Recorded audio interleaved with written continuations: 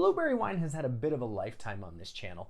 It's the second oldest fermentation that I have done. This one we started on August 25th. Today is February. I don't know why I said it like that. It's February 25th. So that's 6 months, exactly. We're not actually gonna bottle today because there's one more thing I wanna do, but that's okay. The takeaway lesson from that is it's okay to take your time and see how things turn out. Don't be in a rush to bottle because wine and mead only get better as they age. What we do wanna do today is taste it and see if we need to sweeten it. I don't normally like really dry wines. I like a little bit of sweetness. So we're probably gonna add some. I mean, it might taste phenomenal. I don't know. I'm just gonna remind you of the narrative arc of this lovely wine. We checked in at about a month in, and it was only at 1.070. So that's 20 points in a month. That's a sluggish, slow fermentation. It indicates that there's something wrong with it. Turns out it's because I used bread yeast, which are unreliable. And not only that, but I used old bread yeast, the ultimate bad combination in making wine. You live, you learn. So at that point, I have a video on this. If you haven't watched it yet, go check it out. I added Premier Cuvier yeast, which is known to like really power through stuck fermentations, with yeast energizer. And it worked. It went completely dry. It ended at 1.090, which you haven't seen that video because it was just very poorly done. And I just thought I'm not gonna publish it. So I'm just telling you to recap. And what I did at that point was something very interesting that I haven't done elsewhere, that I did for the first time, which was I added a bag of dried blueberries that I bought on Amazon. So what we'll do today is taste it and see what those dried blueberries did, and if it, made it any better. My problem with the reason I added them in the first place was the wine just tastes a little thin, a little flat, not much going on there. I think the reason for that is the way I transported these wines between moving houses and such is they heated up in my car, and I think some of those flavors cooked away, but there was nothing I could do about that. So stay with me here. It ended at 0.990. That is the reading I took, totally dry, right? But I added those blueberries into it, which have sugar in them. So if there was no more fermentation once I added those blueberries, the gravity on this should actually be above 0.990. Conversely, if it is still 0.990, that means that the sugar in those blueberries fermented out. And the alcohol in this is actually higher than you'd think if you just calculated it based on the initial and final gravities. We're gonna take a hydrometer reading and then we're gonna taste it. It's almost below 0.990. What that means is all of the sugar fermented out from the blueberries. So this is gonna be really, really dry, and we're probably looking at a 14.5% ABV wine. The reason I know that is I use those same blueberries in a blueberry mead, which is not published here. I did that on my own time because I have a life. And those blueberries, without any fermentation, I never noticed any fermentation, increase the gravity of the mead by 14 points. So we're gonna guesstimate that 14 further points of sugar were consumed by the yeast in here, adding to the alcohol. So by using that calculation, I can figure out how much alcohol is. I think it's about 14.5%. I'll have a little box here telling you, which is not actually surprising to me that sugar fermented out. Premier Cuvier is a beast of a yeast, okay?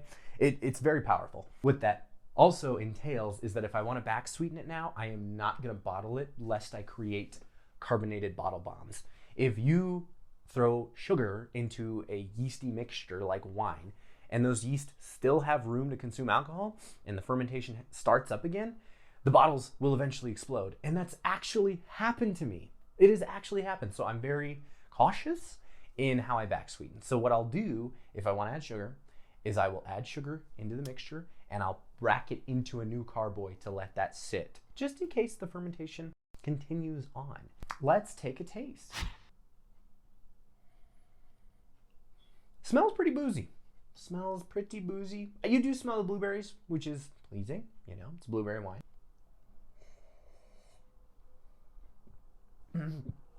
Oh, it's delicious. It's so good. I could win awards for this. It's it's not terrible. It's super dry. It's really high alcohol. The combination of those two things can be pretty rough.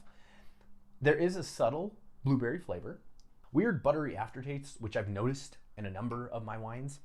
I think that's the cooked element I've been getting at from being in my car. What are you gonna do? Nothing you can do now. I do think this needs sugar. Not only does sugar add sweetness, it is also, especially with fruit, a flavor enhancer. So I'm hoping that if I add sugar, it will bring out that blueberry flavor more, okay? Because fruit is mostly just sugar anyway.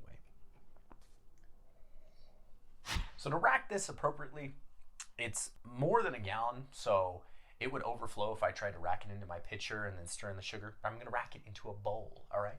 To do that, I will be using an auto siphon, okay? That's what this is. To siphon, you just have to have the thing or vessel from which you are siphoning elevated significantly above where you want the liquid to go. It's that difference in elevation that allows the siphon to utilize gravity, making it work. This is the bowl. Just trust me, I'm gonna siphon it from here to here. You don't need to see it, but you'll see it when it's done. So we'll see in a sec.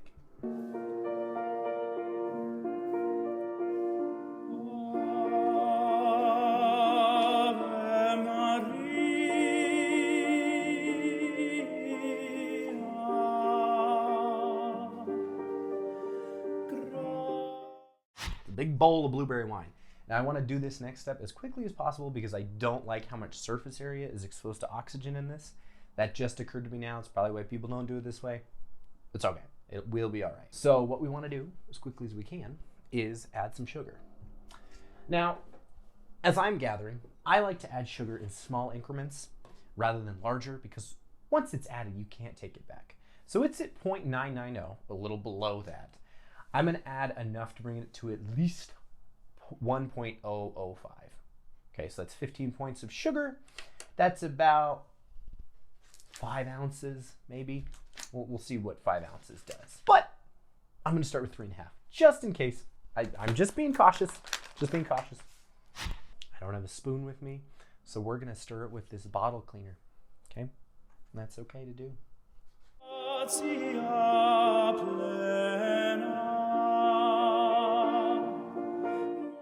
So if you ask me what difference the dried blueberries made, I noticed it more in the mead. The mead took on kind of a candied blueberry flavor.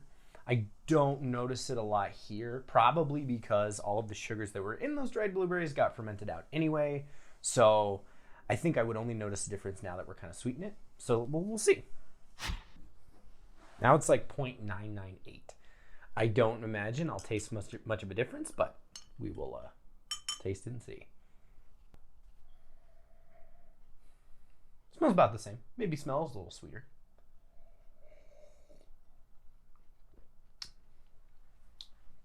That did make a big difference. That definitely did.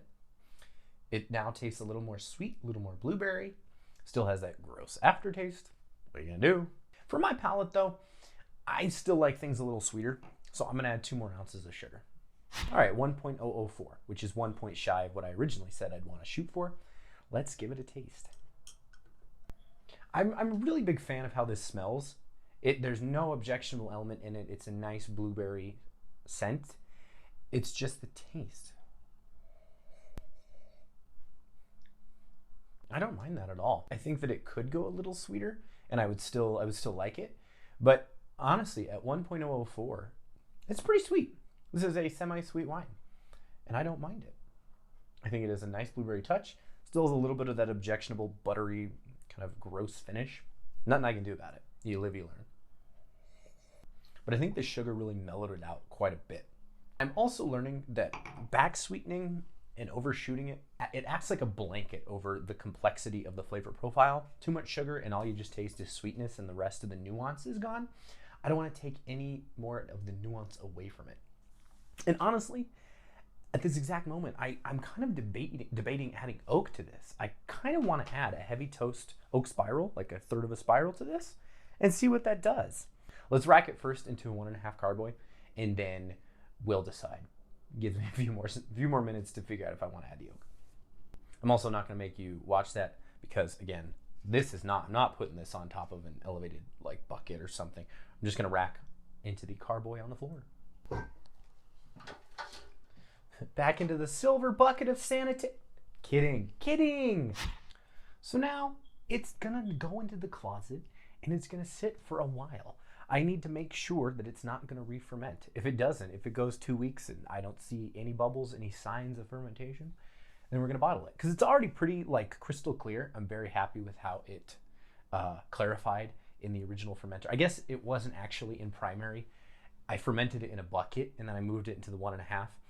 But I think I took some blueberries with it and then I added dried anyway. So it was kind of like primary again. So here we are in secondary, whatever you want to call it. Tertiary, it doesn't matter at all. Do I want to add oak? Do I want to add oak? I still haven't made up my mind. I wish I had like a 1/2 gallon fermenter that I could rack half of it into. Oak that for comparison's sake. But I don't. They make those. I just don't have them. Ooh, okay. Okay, here's oak. Here's not oak. Eeny, meeny, miny, mo, catch a tiger by its toe. My mom said to pick the very best one, and you are it. We're gonna oak it. That's what I wanted to do. So I'm really happy. That's a real thing. That was not staged, folks. This is oak. We're gonna do it. I'm gonna add. So those oak spirals you can buy. That's the best way to oak for the home brewer, I think. I actually haven't used like the chips or the cubes or things like that. Oak is just the spirals are just most readily available. That's what I'm familiar with. I'm going to use the heavy toast oak spiral because that's going to contribute the most like sweet flavor notes like vanilla, caramel. I get kind of a marshmallowy note from heavy toast oak. The heavier the toast, the more vanilla kind of notes you're going to get. The lighter the toast, the more it's going to taste like oak when you put it in. Some people like that. I really, really don't. So I'm going to add 1/3 of a spiral because it's 1 spiral per 3 gallons. This is 1 gallon. So I'm going to add 1/3 of an oak spiral. Do you understand that? Because if you don't, there are other hobbies you can take up. If you recall from my apple pie wine part 3 video where I added this in, it was almost impossible to snap apart. We're going to see if it's still almost impossible. Ugh. It was so much easier than last time. And there's space enough to add it in. So just gonna plop that right in there.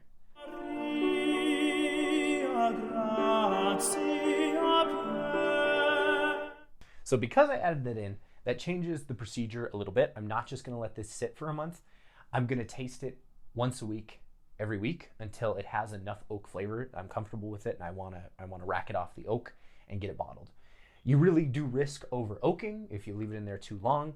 The spirals extract all their flavor within 6 weeks. So within 6 weeks, you have like no oak flavor at 0 days to like maximum oak flavor. And it's up to you as the winemaker to decide where in there is your optimal point of oak flavor. Because you don't want to do too much and it just overpowers everything. So I'm gonna leave it in here for a week and then taste it. Go like, comment, subscribe to my channel. You know the drill. You've been here long enough.